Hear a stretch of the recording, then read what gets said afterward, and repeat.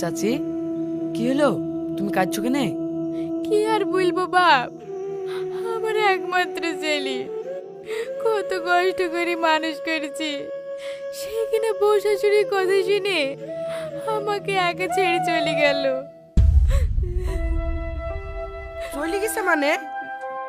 আর বলো না বাপ, কদিন আগে সেলিমার বউগুলি শ্বশুর বাড়ি চলে গেছে। হ্যাঁ?